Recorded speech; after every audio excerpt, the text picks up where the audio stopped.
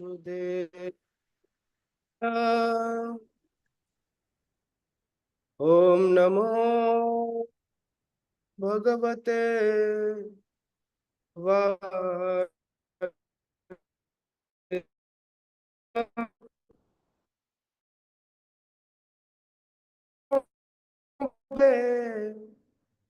वासुदेवाय। नारायणं नमस्कृत्य नरं चैव नरोत्तमं देवीं सरस्वतीं व्यासं ततो जयमुदीरये।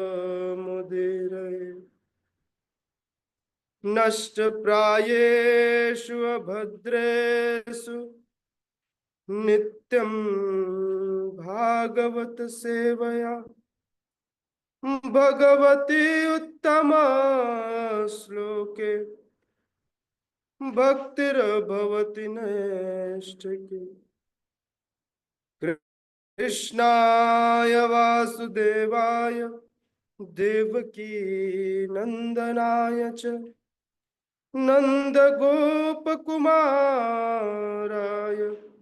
गोविन्दाय नमो नमः। ओम अज्ञानतिमिरन्धस्य ज्ञानञ्जनशलाकया चक्षुरुन्मीलितं येन तस्मै श्रीगुरवे नमः। श्रीचैतन्यमनोभीष्टं स्थापितं येन भूतले स्वयं रूपः कदा मह्यं ददाति स्वपदान्तिकम्। वन्देऽहं श्रीगुरोः श्रीयुतपदकमलं श्रीगुरून् वैष्णवांश्च श्रीरूपं साग्रजातं सहगण रघुनाथान्वितं तं सजीवं साद्वैतं सावधूतं परिजनसहितं कृष्ण चैतन्य देवं श्रीराधा कृष्ण पादान् सहगण ललिता श्री विशाखान्वितांश्च। नमो विष्णुपादाय कृष्ण पृष्ठाय भूतले श्रीमते भक्ति वेदांत स्वामी निति नामिने। नमस्ते सारस्वत देवे गौरवाणी प्रचारिणे निर्विशेष शून्यवादी पाश्चात्य देश तारिणे। हे कृष्ण करुणा सिंधु दीनबंधु जगतपते गोपेश गोपिका कांत राधा कांत नमोस्तुते। तप्त कांचन गौरांगी राधे वृंदावनेश्वरी वृषभानुसुते देवी प्रणमामि हरिप्रिये। वाञ्छाकल्पतरुभ्यश्च कृपा सिन्धुभ्यैव च पतितानां पावनेभ्यो वैष्णवेभ्यो नमो नमः। जय श्री कृष्ण चैतन्य प्रभु नित्यानंद श्री अद्वैत गदाधर श्रीवासादि गौर भक्त वृंद। हरे कृष्ण कृष्ण कृष्ण हरे हरे हरे राम राम राम हरे हरे। हरे कृष्णा। स्वागत है आप सभी का श्रीमद् भगवत गीता के सुबह के सत्र में। आप सभी श्रवण कर रहे हैं भगवत वाणी भगवत गीता। आइए प्रारंभ करते हैं। कल जहां पर इस क्लास को हमने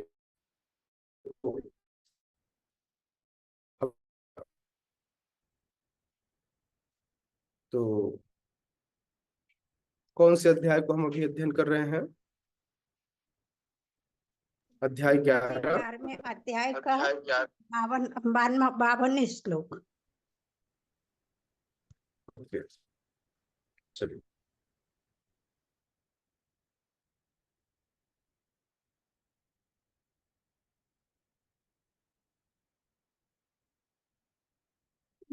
बावन श्लोक आपने किया या करना है? करना है जी प्रभु जी, करना है।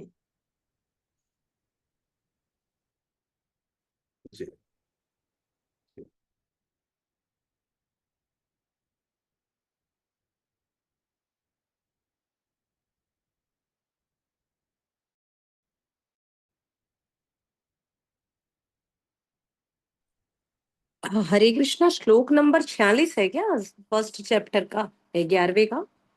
52 में? 52 माता हाँ, जी, 52 नहीं नहीं, हाँ 52 माता जी।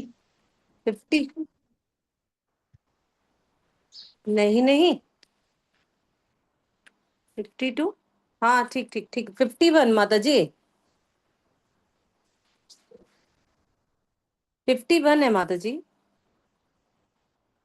अच्छा सॉरी माता जी, सही बता रही है, 52 है, मैं ही कंफ्यूज हो गई हूँ इधर की वजह से। यस।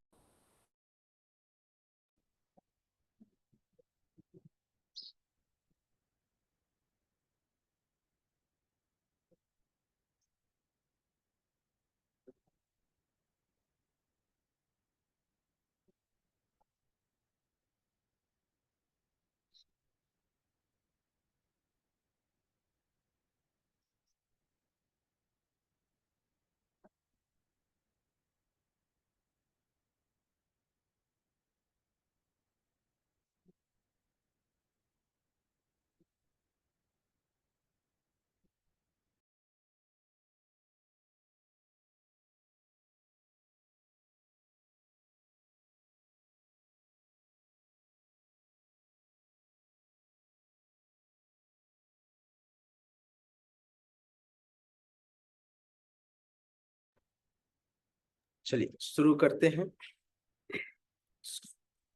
श्लोक नंबर 52 से।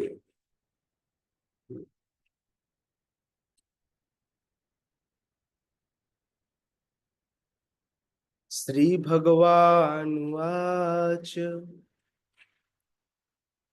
सुदुर्दर्शमिदं रूपं दृष्टवानसि यन्मम देवा अप्यस्य रूपस्य नित्यं दर्शनकाङ्क्षिणः। श्रीभगवानुवाच सुदुर्दर्शमिदं रूपं दृष्टवानसि यन्मम देवा अप्यस्य रूपस्य नित्यं दर्शनकाङ्क्षिणः। श्रीभगवानुवाच सुदुर्दर्शमिदं रूपं दृष्टवानसि यन्मम देवा अप्यस्य रूपस्य नित्यं दर्शनकाङ्क्षिणः। हरि बोल। यस, रिसाइट करेंगे प्लीज हरे सूरज। कृष्ण प्रभु जी। मैं पढ़ू सर प्रभु जी? पहले सूरज प्रभु हैंड रेस किया माता जी। जी जी। हरे कृष्ण प्रभु जी, दंड प्रणाम। पढ़िए। सुदुर्दर्शमिदं रूपं दृष्टवानसि यन्मम सूरज प्रभु पढ़िए। देवा आपकी आवाज अप्यस्य नहीं आ रही। रूपस्य। हाँ ठीक है, माइक ऑन। ठीक है, ठीक है। ये आपकी श्री नेटवर्क। भगवान उवाच सुदुर्दर्शमिदं रूपं दृष्टवानसि यन्मम देवा अप्यस्य रूपस्य नित्यं दर्शनकाङ्क्षिणः। हरे कृष्ण। हरी हरी। कहाँ गई माता जी हमारी? कोमल, कोमलता माता जी पढ़िए। हरे कृष्ण प्रभु जी। श्री भगवान उवाच सुदुदर्श मिदं रूपं दृष्टवान् हि स यनाममं देवा अप्यस रूपस्य नित्यं दर्शनकाङ्क्षिणः। हरी हरी। यस, आशिता माता जी। हरे कृष्ण प्रभु जी, दंडवत प्रणाम। श्री प्रणाम। भगवानुवाच सुदुर्दर्शमिदं रूपं दृष्टवानसि यन्मम देवा अपि यस्य रूपस्य नित्यं दर्शनकाङ्क्षिणः। हरे कृष्ण। हरी हरी। यस, हिरण्यगढ़ प्रभु। हरे कृष्ण प्रभु। श्री भगवान उवाच सुदुर्दर्शमिदं रूपं दृष्टवानसि यन्मम देवा अप्यस्य रूपस्य नित्यं दर्शनकाङ्क्षिणः। Yes. Anyone else? Okay. शब्दार्थ, अनुवाद एवं तात्पर्य। हिज डिवाइन ग्रेस अभय चरणारविंद भक्तिवेदांत स्वामी श्रील प्रभुपाद के द्वारा जगतगुरु श्रील प्रभुपाद की जय। श्री भगवान उवाच, श्री भगवान ने कहा, सुदुर्दर्शम, देख पाने में अत्यंत कठिन, इदम रूपम, इस रूप को, दृष्टवान असि, जैसा तुमने देखा, यत, जो, मम, मेरे, देवा, देवता, अपि, भी, अस्य, इस रूपस्य, रूप का, नित्यम, शाश्वत, दर्शन कांक्षिणः, दर्शनाभिलाषी। श्री भगवान ने कहा, हे अर्जुन, तुम मेरे जिस रूप को इस समय देख रहे हो, उसे देख पाना अत्यंत दुष्कर है। सुदुदर्शमिदम, है ना, इसे देख पाना अत्यंत दुष्कर है।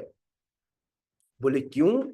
बोले इसलिए क्योंकि इसे देवता भी, हाँ, इसे देवता भी इस अत्यंत प्रिय रूप को देखने की ताक में रहते हैं। भगवान का आदि रूप, भगवान का सनातन रूप देखा। किसने देखा? अर्जुन ने। और भगवान का यह जो मानवीय सुंदर रूप है, भगवान का विराट स्वरूप देखकर तो अर्जुन कहीं ना कहीं कांप गया या डर गया। इतना भयंकर था, जिससे एक तरफ अग्नि निकल रही है, एक तरफ ब्रह्मांड विलय हो रहा है, दूसरे तरफ ब्रह्मांड की उत्पत्ति हो रही है, लोग मर रहे हैं, कहीं महाभारत युद्ध छिड़ा हुआ है, कहीं कुछ, जिसको देखकर इतना भयंकर स्वरूप था कि उसे देखकर अर्जुन बिल्कुल हिल सा गया। लेकिन जैसे ही उसने केशव का, जैसे ही उन्होंने मुकुंद का यह सौम्य रूप, जो मानवीय स्वरूप था, मानवीय स्वरूप क्यों? क्योंकि भगवान, हमको कौन सा स्वरूप समझ में आता है? अच्छा सोचिए, किसी के कान बड़े बड़े हो जाए, किसी के कान बड़े बड़े हो जाए, कितने लोगों को सुंदर लगेगा? अच्छा चलिए ऐसा छोड़ देते हैं। किसी की आंखें ये ऐसी है ना, ये आंखें यहां पर लग जाए, किसको अच्छा लगेगा? नहीं, हमको जो हमारा स्वरूप है ना, इसी स्वरूप में सुंदरता चाहिए। समझ में आ रहा मैं क्या कह रहा हूं? लेकिन क्या कुत्ते को इंसान पसंद आता होगा? नहीं, कुत्ते को कुतिया पसंद आएगी। समझ में आ रहा है? और कुतिया को कुत्ता पसंद आएगा। उसी तरह लड़का को लड़की और लड़की को लड़के, शेर को शेरनी और शेरनी को शेर, हिरन को हिरनी और हिरनी को हिरन। सिमिलरली, या फिर मतलब जो सुंदरता या किसी के स्मार्टनेस की बात की जाए, तो यह अपने अनुरूप व्यक्ति उसको देखता है, तो इसलिए मनुष्य मनुष्य रूप में देखता है। तो अर्जुन को भगवान का यह मानवीय स्वरूप पसंद आया। अर्जुन कहता है, हे जनार्दन, यह आपका अतीव सुंदर मानवीय रूप को देखकर अब मेरा हृदय शांत हो गया है, मेरा चित्त स्थिर हो गया है। जैसे मैं आपके विराट स्वरूप को देखकर घबराया हुआ था, अब कहीं ना कहीं मेरी वह डर खत्म हो गई है, और मेरी जो नेचुरल पोजीशन है वो मैंने प्राप्त कर ली है कि मैं अपने मित्र के साथ खड़ा हूं। भगवान अर्जुन के शाश्वत सखा है। शाश्वत सखा समझते हैं? हमेशा, पहले भी थे, आज भी हैं और कल भी रहेंगे। शाश्वत सखा है। ये लीला करने के लिए सखा नहीं बने, वे सखा ही हैं। समझ में आ रहा है? वे सखा ही है। भगवान सदैव उनके साथ लीला करने आते हैं। जब भगवान नारायण बनकर आए तो उनको नर बनाकर लेकर आए, वहां पर भी लेकर आए, है ना। और इस प्रकार से हर लीला में किसी न किसी रूप में आते हैं। अब ये मत पूछ लीजिएगा भगवान ये बताइए प्रभु जी राम जी वाले लीला कौन थे, नहीं पता मुझे, लेकिन रहे होंगे।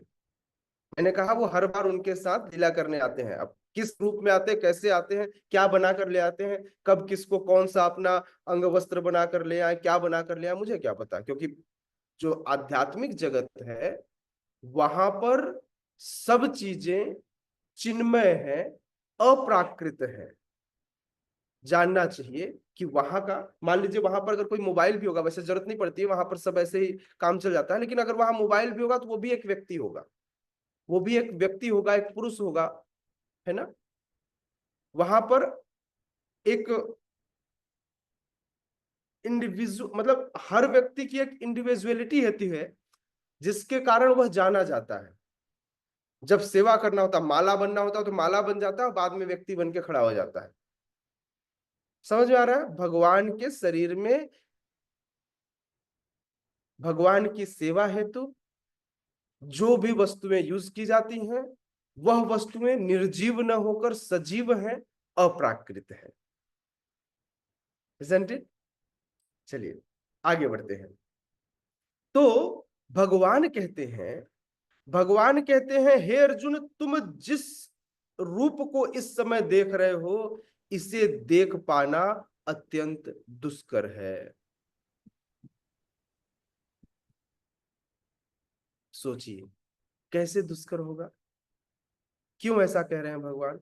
ऐसा इसलिए कह रहे हैं क्योंकि यदि आप देखें तो दुर्योधन भी भगवान को देखा, लेकिन भगवान को देख करके भी वह देख न पाया।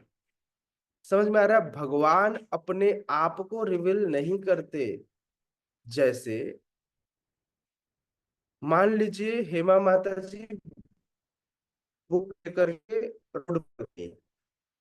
कहते हैं बहुत सौभाग्यशाली व्यक्ति होता है जिसके पास भगवत गीता आता है। जिन्होंने 100 लोगों को अप्रोच किया, लेकिन 100 में से एक व्यक्ति ने लिया, 99 व्यक्ति ने नहीं लिया। तो 99 व्यक्ति इसके स्वरूप को देखने की क्षमता नहीं रखते, उनके अंदर यह योग्यता नहीं है।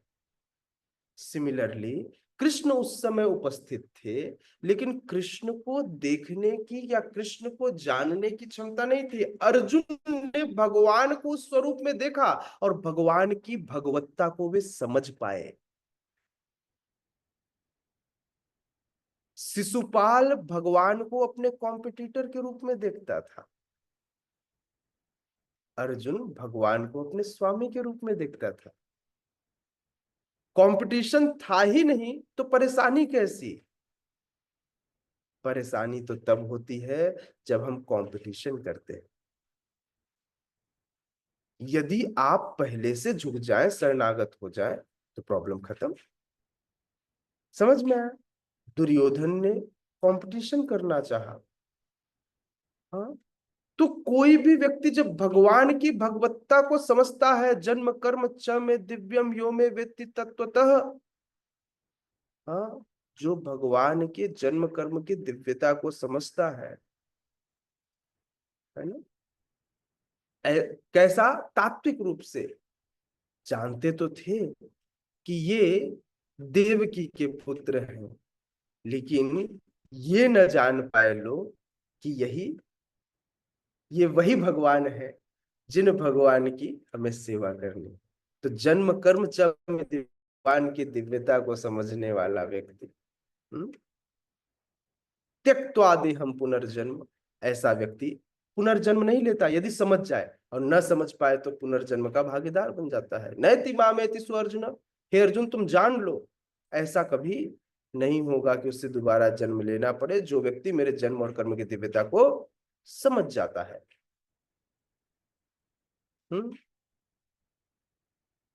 यस।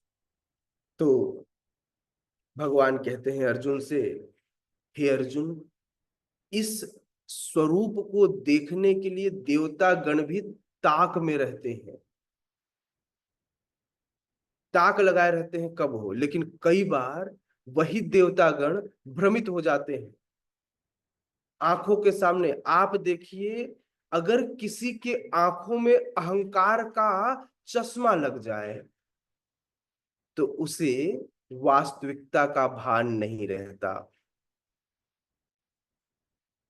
जैसे ही इंद्र के आंखों में अभिमान का चश्मा चढ़ा, वही इंद्र जो भगवान के जन्म की अपेक्षा कर रहा था, भगवान से प्रार्थना किया, भगवान आप आइए। ब्रह्मा जी ने बुलाया, भगवान आइए, कंस का दुराचार यहाँ पर धरती पर जो है खूब सारे दुराचारी बढ़ गए, आप आइए और जन्म लीजिए।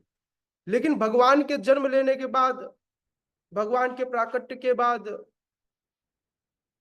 ये वही लोग थे जिन्होंने भगवान को भुला दिया। इंद्र की आंखों में अहंकार का, मैं करता हूं, अहंकार विमूढ़ात्मा करता अहमिति मन्यते, मैं बारिश करता हूं, मेरे कारण पृथ्वी पर यह हरियाली दिखाई देती है। इस अहंकार के कारण अब भगवान की भगवत्ता उनकी आंखों से छुप गई, वे न देख पाए। जिन भगवान को ब्रह्मा जी ने प्रार्थना करके बुलाया, वह उन्हीं को देखकर कंफ्यूज हो गए। ओ, ऐसा कोई मानवी बालक हो सकता है क्या? वह भूल गए कि ये भगवान है। उन्होंने भी भगवान की परीक्षा ले ली। तो कई बार भगवान को देखने की ताक रखने वाले जब भगवान सामने आते हैं तो उन्हीं की परीक्षा लेने पहुंच जाते हैं। इसलिए सदैव विनम्रता से हमें भगवान की दिव्य गुणों को स्वीकार करना चाहिए। ऐसा कोई कार्य नहीं जो कृष्ण न कर सके, चाहे वह सुई की छेद में हाथी को घुसाना हो, चाहे ब्रह्मांड को अपने सिर पे उठाना हो, या पृथ्वी को पाताल से निकाल कर लाना हो। भगवान के लिए हर एक तथ्य, हर एक तथ्य, अंगानि यस्य सकलेन्द्रिय वृत्तिमन्ति पश्यन्ति पान्ति। हाँ, भगवान अपने हर एक अंग से हर दूसरे अंग का कार्य कर सकते हैं। जो चाहे इच्छा मात्र से, तुम्हारा इच्छाए ब्रह्मा करे न सृजन, आपकी इच्छा से ब्रह्मा सृजन करते हैं।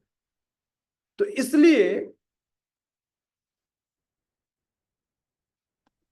इसलिए हमें बहुत सावधान होना चाहिए।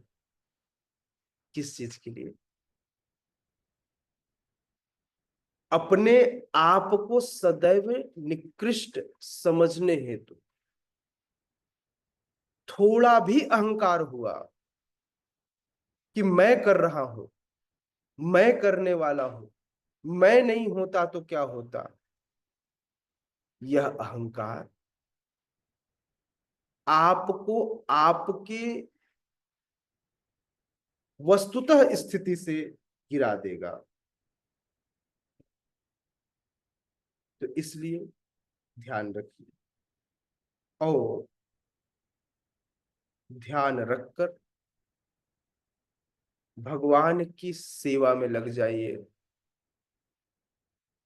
जानिए कि मैं कौन हूं। कौन हूं? जीवेर स्वरूप होय कृष्णेर नित्यदास। जीव का स्वरूप भगवान का सेवा करना है, मालिक बनना नहीं। कई बार हम ठेकेदार, मालिक, हाँ, हम ऑनर बन के घूमते रहते हैं। नहीं, मैं यहाँ का मैनेजर, ये मेरा डिपार्टमेंट।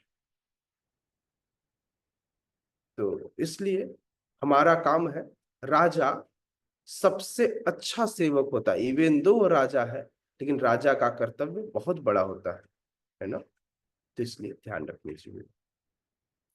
शिला प्रभुपाद कहते हैं, आइए सुनते हैं शिला प्रभुपाद की वाणी। शिला प्रभुपाद क्या कहते हैं? शिला प्रभुपाद कहते हैं इस अध्याय के, कौन पढ़ेगा? पढ़िए पहला पैराग्राफ। कोई पढ़ना चाहता है? First paragraph. हरे कृष्ण प्रभु जी, मैं पढ़ू क्या? यस सूरज प्रभु, मैं यहाँ हैंड रेस करना होगा। जी। हरे कृष्ण प्रभु जी। जी। इस अध्याय के 48वें श्लोक में भगवान कृष्ण ने अपना विश्व रूप दिखाना बंद किया और अर्जुन को बताया कि अनेक तप यज्ञ आदि करने पर भी इस रूप को देख पाना असंभव है। अब सुदूरदर्शन शब्द का प्रयोग किया जा रहा है, जो सूचित करता है कि कृष्ण का द्विभुज रूप और अधिक गुह्य है। कोई तपस्या, वेदाध्ययन तथा दार्शनिक चिंतन आदि विभिन्न क्रियाओं के साथ थोड़ा सा भक्ति तत्व मिलाकर कृष्ण के विश्व रूप का दर्शन संभवतः कर सकता है, लेकिन भक्ति तत्व के बिना यह संभव नहीं है। इसका वर्णन पहले ही किया जा चुका है। फिर भी विश्व रूप से आगे कृष्ण का द्विभुज रूप है, जिसे ब्रह्मा तथा शिव जैसे बड़े बड़े देवताओं द्वारा भी देख पाना और भी कठिन है। वे उनका दर्शन करना चाहते हैं और श्रीमद् भागवत में प्रमाण है कि जब भगवान अपनी माता देवकी के गर्भ में थे, तो स्वर्ग के सारे देवता कृष्ण के चमत्कार को देखने के लिए आए और उन्होंने उत्तम स्तुतियां की। यद्यपि उस समय वे दृष्टिगोचर नहीं थे, वे उनके दर्शन की प्रतीक्षा करते रहे। मूर्ख व्यक्ति उन्हें सामान्य जन समझकर भले ही उनका उपहास कर ले और उनका सम्मान न करके उनके भीतर स्थित किसी निराकार कुछ का सम्मान करे, किंतु यह सब मूर्खतापूर्ण व्यवहार है। कृष्ण के द्विभुज रूप का दर्शन तो ब्रह्मा तथा शिव जैसे देवता तक करना चाहते हैं। हरे कृष्ण। हरी हरी। चलिए समझते हैं क्या कह रहे हैं, है ना। यहाँ श्रील प्रभुपाद कह रहे हैं कि भगवान जिस प्रकार से इसी अध्याय के 48वें श्लोक में जब भगवान ने अपने विश्व रूप को समेट लिया और अर्जुन को बताया, कि हे अर्जुन, ये जो विराट स्वरूप था ना, यह विराट स्वरूप अनेकानेक तप यज्ञ आदि करने के बाद भी देख पाना संभव नहीं है। यह भी असंभव है, यह भी विरले व्यक्ति ही देख पाते हैं। लेकिन उसके बाद जो शब्द अभी यूज कर रहे हैं श्लोक क्रमांक 52 में, कहते हैं अर्जुन, अब जो ये रूप देख रहे हो,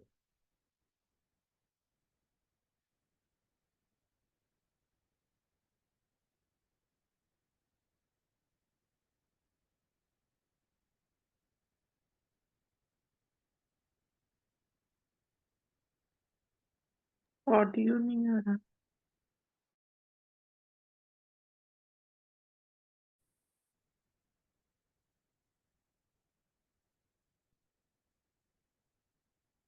कहते हैं अर्जुन, अब ये जो तुम रूप देख रहे हो, कौन सा रूप?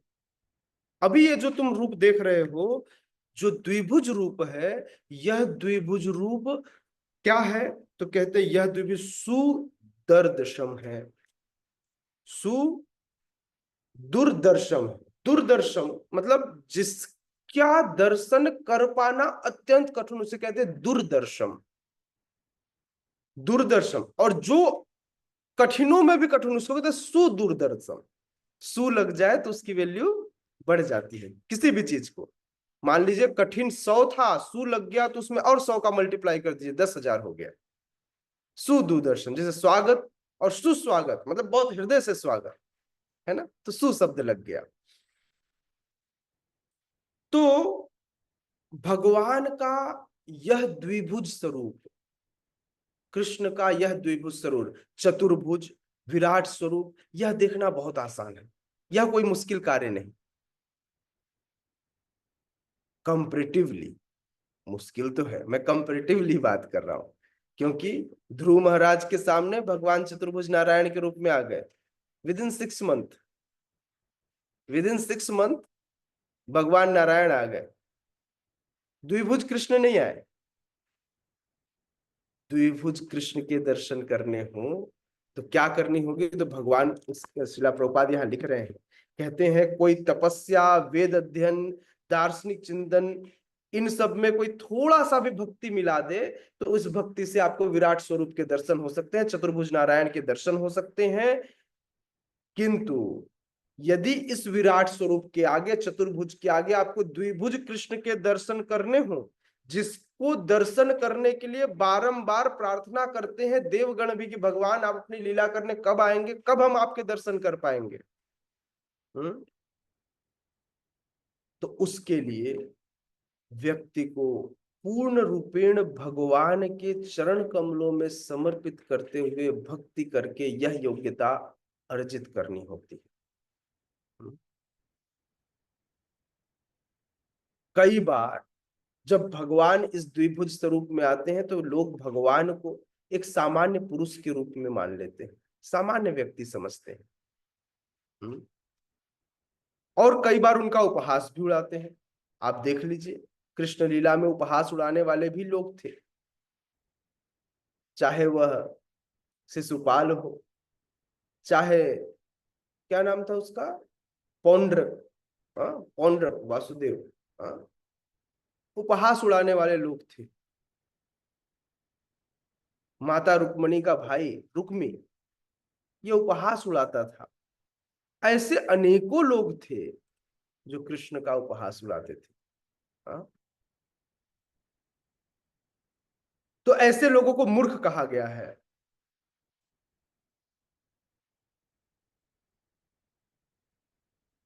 और कई बार हम भगवान के साकार स्वरूप को न मानकर भगवान के निराकार स्वरूप को मानते हैं।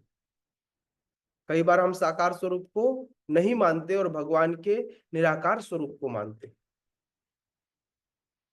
हम हृदय के परमात्मा को तो मानते हैं, हाँ, और यह मानते हैं कि ये परमात्मा सब जगह फैले हुए हैं, इनका कोई आकार नहीं है, लेकिन भगवान के साकार स्वरूप हम उसको नहीं मानते। यही मूर्खता है। तो इसलिए हर व्यक्ति जो भगवान के प्रति श्रद्धा रखता है वह भगवान के इस द्विभुज स्वरूप को देखकर अत्यंत अत्यंत आनंद का अनुभव करता है। ठीक है, यस, आगे पढ़िए। कौन पढ़ेगा? कोमल माता जी पढ़िए, अपने हैंड रेस किया। हरे कृष्ण प्रभु जी। साधक तात्पर्य श्रील प्रभुपाद जी की जय। श्रील प्रभुपाद जी द्वारा भगवत गीता 9.11 इसकी पुष्टि हुई है। अब जानन्ति मामूढ़ा मनुष्यम तनुमाश्रितम, जो लोग उनका उपहास करते हैं वे उन्हें दृश्य नहीं होते, जैसे कि ब्रह्म संहिता में तथा स्वयं कृष्ण द्वारा भगवत गीता में पुष्टि हुई है। कृष्ण का शरीर सच्चिदानंद स्वरूप है।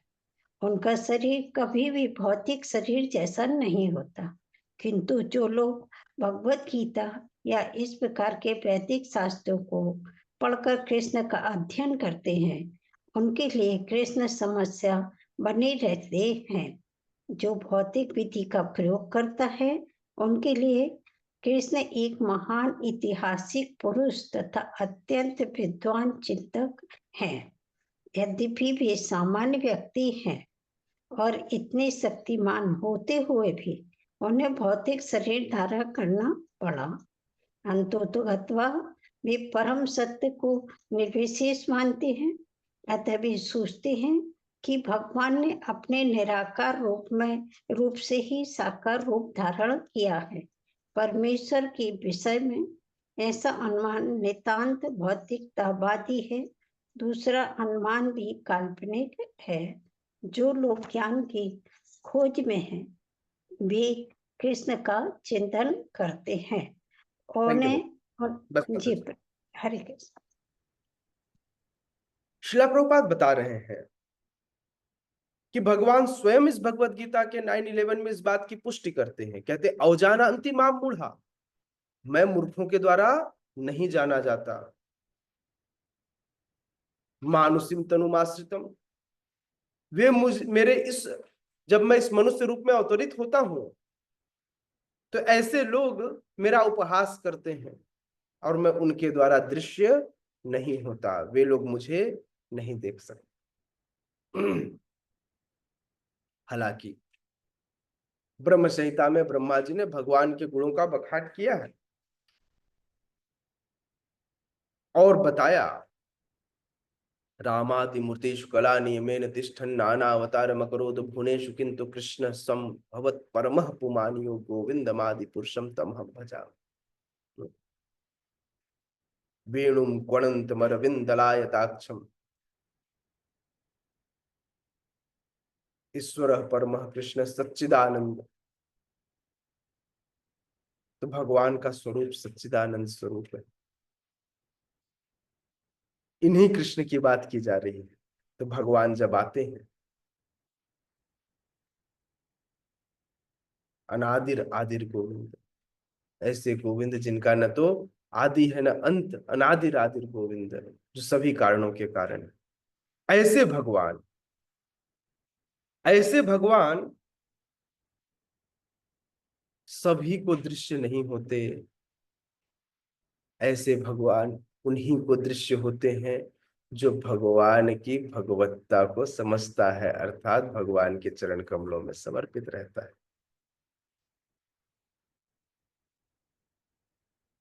कोई ऐसा सोचे कि भगवान को किसी ने श्राप दे दिया इसलिए मनुष्य रूप में भगवान ने जन्म लिया, अब तो भगवान मनुष्य हो गए। एक ऐतिहासिक पुरुष है भगवान, खूब विद्वान भी थे, खूब बड़े बड़े चमत्कार किए, लेकिन बोले ये मनुष्य है।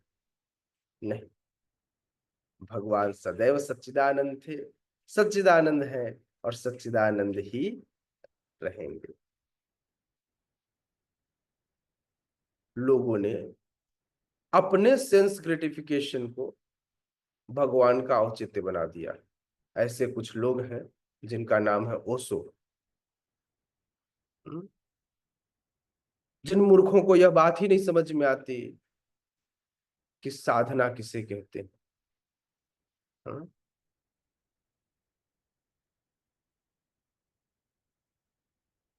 वे लोग ऐसा सोचते हैं कि निराकार से साकार निकला है। ये कैसे संभव है? एक चीज आप निकाल कर इस संसार में एक चीज निराकार से साकार निकाल के दिखाइए, तो मैं इस बात को भी मान लूंगा कि निराकार से साकार भगवान बने हैं। कोई भी चीज एक एग्जाम्पल बताइए जो निराकार से साकार हुआ हो। ऐसा कोई एग्जाम्पल हमारे पास नहीं है। तो फिर हम कैसे मान ले कि निराकार से साकार हुआ? ये लॉजिक्स की बात है। हम तो वैसे भी शास्त्रों पर, हम शब्द प्रमाण पर भरोसा करते हैं। जो लोग ज्ञान की खोज में हैं, वे कृष्ण का चिंतन करते हैं और उन्हें उनके विश्व रूप से कम महत्वपूर्ण मानते हैं। ज्ञानी लोगों के लिए भगवान का विराट स्वरूप बड़ा है, विराट है। वो कृष्ण से ज्यादा कृष्ण के विराट स्वरूप को महत्व देते हैं। लोग ऐसा मानते हैं कि अर्जुन को जो विराट स्वरूप कृष्ण ने दिखाया था ना, वही मूल स्वरूप है। आप सोचिए, कितने लोग माताओं से ऐसा पूछ रहा था, कितने लोग माताएं जो है वो रात को खूब श्रृंगार करके और खूब ज्वेलरी वेलरी पहन के सोती हैं। रात में मैया चश्मा लगा के सोती हैं? नहीं नहीं, प्रभु जी। नहीं ना। तो सोचिए, विराट स्वरूप में भगवान जब होते हैं, तो विराट स्वरूप में किसी हाथ में त्रिशूल, किसी में कुछ, किसी में धनुष बाण, कहीं पर कुछ, किसी में मुख से अग्नि निकल रही, तो क्या सोते समय भी सब अग्नि अग्नि लेके सोए? अरे भाई, घर पे आएगा आदमी चैन से सोएगा कि नहीं सोएगा? घर पे जाता है तो क्या करता है? नाइट ड्रेस पहनता है, आराम से कंफर्टेबल होता है, थोड़ा एसी चालू करता है, उसके बाद बोले भाई आज सुकून की नींद, ऑफिस ऑफिस का काम ऑफिस में, अभी सुकून। तो भगवान का ये द्विभुज स्वरूप है, ये भगवान का सुकून वाला स्वरूप है। जहां भगवान आनंद लेना चाहते, व्यक्ति घर में आता है तो अपने परिवार के संग, अपने प्रेमी जनों के संग रह करके आनंद भोगता है। वैसे ही भगवान का यह द्विभुज स्वरूप आनंद भोगने का स्वरूप है। Isn't it? समझ में आया? तो इस प्रकार से भगवान का यह मूल स्वरूप है, यह द्विभुज स्वरूप। जो ज्ञानी लोग होते हैं, कई बार वे भगवान के इस साकार स्वरूप को काल्पनिक मान लेते हैं। उनको लगता है, उनका विश्वास है कि परम सत्य व्यक्ति नहीं हो सकता, परम सत्य तो निराकार है। परम सत्य क्या है? निराकार है। वह परम सत्य को निराकार के रूप में देखते हैं। लेकिन भगवत गीता के चतुर्थ अध्याय में जिस दिव्य विधि का वर्णन हुआ है, यदि आप उस दिव्य वैदिक विधि को देखें तो उसमें कृष्ण के विषय में हमें प्रामाणिकता मिलती है, प्रामाणिकता से श्रवण करने का मौका मिलता है। विधि यही है कि कैसे ज्ञान अर्जन किया जाए। ज्ञान अर्जन करने के लिए एवं परंपरा प्राप्त, ज्ञान सदैव परंपरा से प्राप्त की जानी चाहिए। जहां परंपरा भंग हो जाती है, भगवान स्वयं पुनः परंपरा को स्थापित करने आते हैं। आज जब उन्हें महसूस हुआ, आज से 5000 वर्ष पहले उस महाभारत के युद्ध में, कि मेरे द्वारा दी गई वह भगवत गीता का ज्ञान परंपरा से विलुप्त होने जा रहा है या क्षीण हो गया है, तो भगवान ने पुनः वही ज्ञान अर्जुन को दिया, पुनः वही ज्ञान अर्जुन को प्रदान किया कि अर्जुन तुम जान लो। और यह भी बताया कि ये वही ज्ञान है जिस ज्ञान को पहले मैंने दिया है। बोले किसको दिया भगवान? तो बोले यही ज्ञान मैंने पहले विवस्वान को दिया था। आज भगवान ने इस ज्ञान को पुनः परंपरा से स्थापित किया ताकि यह परंपरा में बनी रहे। श्रील प्रभुपाद कहते हैं कि यह वास्तविक वैदिक विधि है कि इसे परंपरागत अधिकारियों से सुना जाए। जो लोग वैदिक परंपरा से जुड़े हुए हैं, कई बार हम ज्ञान, एक चीज ध्यान रखिएगा, ज्ञान सदैव एक ही परंपरा में लेनी चाहिए। यदि आपने दो परंपराओं से ज्ञान लेना शुरू कर दिया तो आपकी बुद्धि भ्रष्ट हो जाएगी। एक साथ दो सिद्धांतों को पालन नहीं किया जा सकता। मान लीजिए कोई व्यक्ति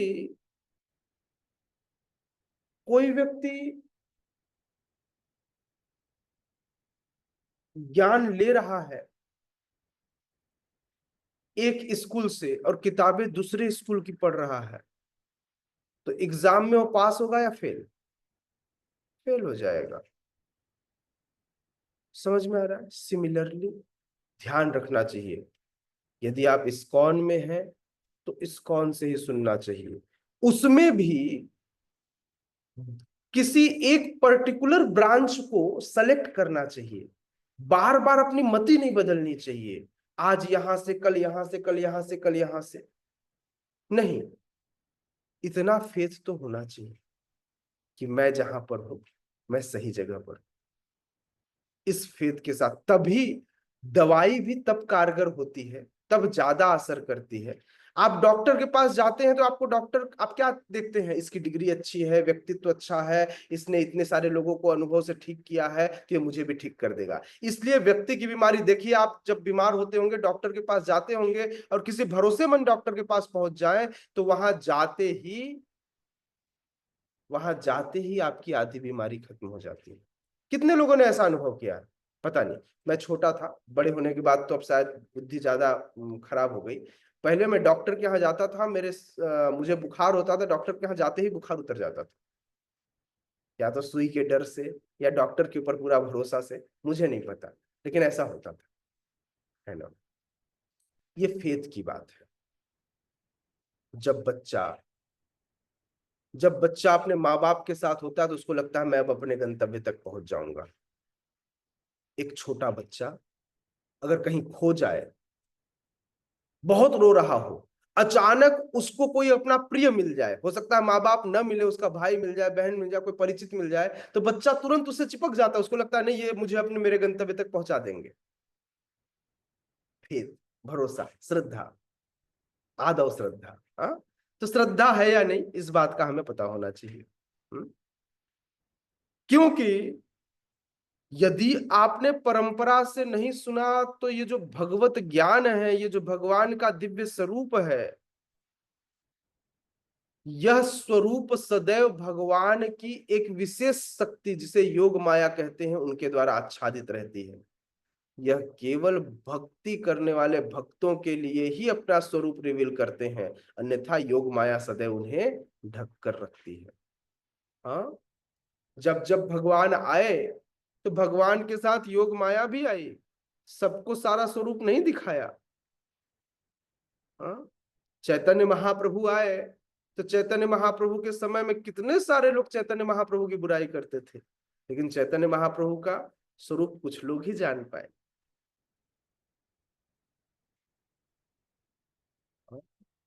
श्रील प्रभुपाद कहते हैं कि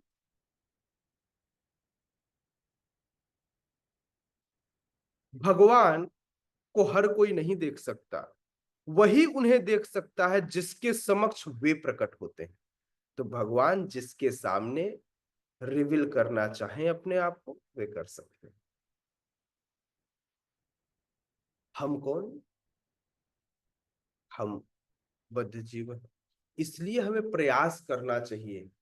लोग कहते हैं कि प्रभु जी मैं तो रोज हरि नाम लेता हूं, मुझे हरि नाम में टेस्ट नहीं आता, क्योंकि हरि नाम ने अपना स्वरूप रिवील नहीं किया। अभी उन्हें नहीं लग रहा है कि आप अभी इतने योग्य हुए हो, अभी हरिनाम प्रभु के ऊपर आपका जो श्रद्धा है वह श्रद्धा इतना नहीं है कि हरिनाम अपना स्वरूप रिवील करे। जिस दिन स्वरूप रिवील होगा उस दिन आपको वह टेस्ट मिल जाएगा, वह आनंद मिल जाएगा, मजा आ जाएगा। समझ रहे हैं आप? मजा आएगा। शिला प्रभुपाद कहते हैं कि भगवान जिसके समक्ष अपने आप को प्रकट करते हैं वही व्यक्ति उन्हें देख सकता है। हर व्यक्ति चाहे भी तो भी उन्हें नहीं देख सकता, वह उनका आनंद नहीं पा सकता। इसलिए भगवान जब अपनी अंतरंग लीलाएं करते थे तो सीक्रेटली करते थे, सबके सामने नहीं करते थे।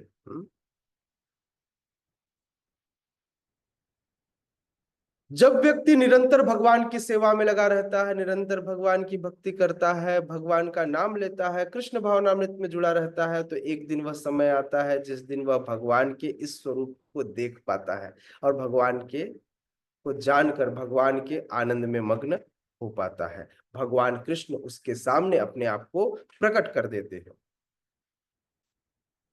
ऐसा प्राकट्य जो भक्त बड़ा आसानी से केवल कृष्ण भावनामृत को पालन करके प्राप्त कर लेता है, ऐसा प्राकट्य, ऐसा स्वरूप बड़े बड़े देवता भी नहीं देख पाते।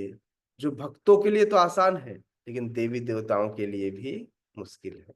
तो इसका मतलब भक्तों की कितनी तल्लीनता होनी चाहिए आप इसका अनुमान लगा सकते हो। क्योंकि कोई देवी देवता है दैट मीन्स उसने कितने अच्छे कार्य किए होंगे, वे किस लेवल पर होंगे, उन्होंने भगवान की कितनी सेवा की होगी कि आज वे देवी देवता है।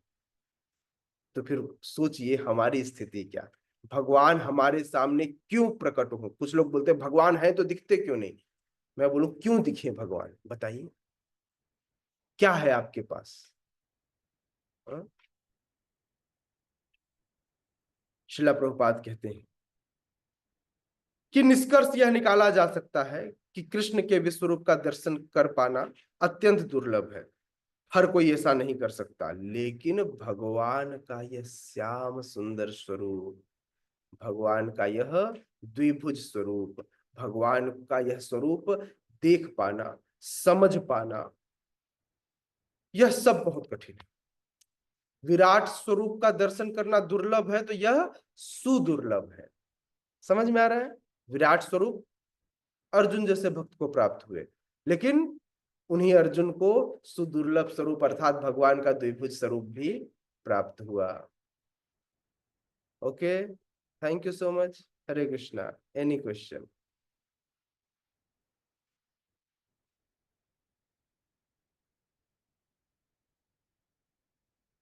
No question?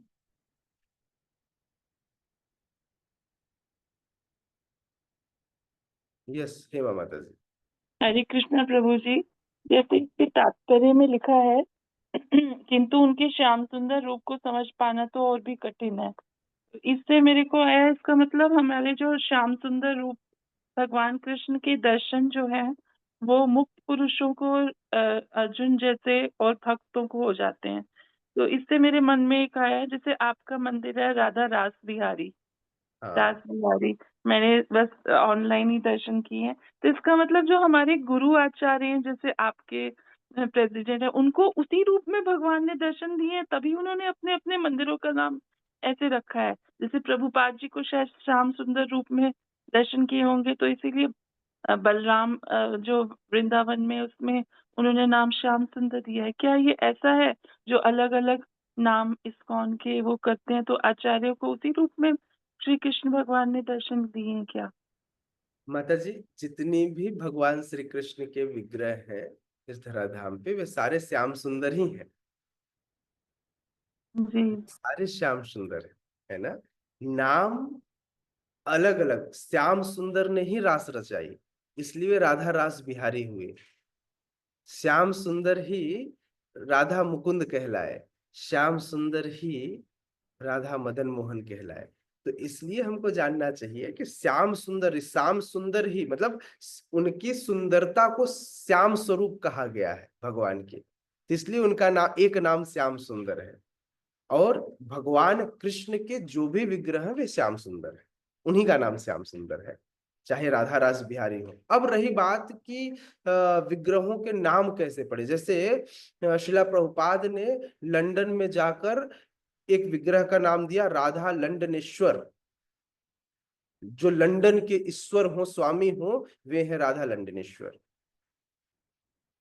तो इसलिए वे श्याम सुंदर ही है ना। तो हमको ऐसा नहीं समझना है ना। बिल्कुल। अब रही बात कि इस नाम से गुरु महाराज ने मेरे जो 20 वर्षों तक राधा रास बिहारी जी की जुहू में निरंतर सेवा की। भगवान के इस नाम से प्रेम हो गया गुरु महाराज को, भगवान के इस स्वरूप से प्रेम हो गया, इसलिए उन्होंने वही स्वरूप, वही विग्रह लेकर करके वे रायपुर में आए और उनका नाम भी राधा रास बिहारी रखा। तो नाम हो सकता है आपको कोई नाम पसंद हो, जैसे लोग जब अपने बच्चों का नाम रखते हैं तो खूब चूज करते हैं। हो सकता है मुझे देवकी नंदन पसंद हो नाम, किसी को माखन चोर पसंद है। कितने व्यक्ति हैं जो अपने बच्चे का नाम माखन चोर रखेंगे, बोले नहीं प्रभु जी ये वाला नाम भगवान के लिए पसंद आ गया, बच्चे के लिए नहीं आया, रख देना चाहिए था माखन चोर, नहीं रखे। हाँ, लेकिन हो सकता है कि यही नाम किस राधिका माता जी को पसंद है, बोले नहीं नहीं मेरे बच्चे का नाम माखन चोर होगा। तो हर नाम हर किसी को नहीं पसंद आता, वो उसके हर व्यक्ति की अपने अपने स्वभाव है, अपनी अपनी प्रवृत्ति है, उसके अनुसार उसे नाम गुण लीला सब कुछ, हर व्यक्ति का टेस्ट अलग है ना। किसी को रसगुल्ला पसंद, किसी को रसमलाई पसंद। हाँ, मुझे तो दोनों पसंद है ना। थैंक यू प्रभु जी। हरे कृष्णा। धन्यवाद। प्रणाम। धन्यवाद। और कोई क्वेश्चन? आशिता माता जी हंस रही है, मतलब रसगुल्ला रसमलाई दोनों खिलाने वाली है, ऐसा है?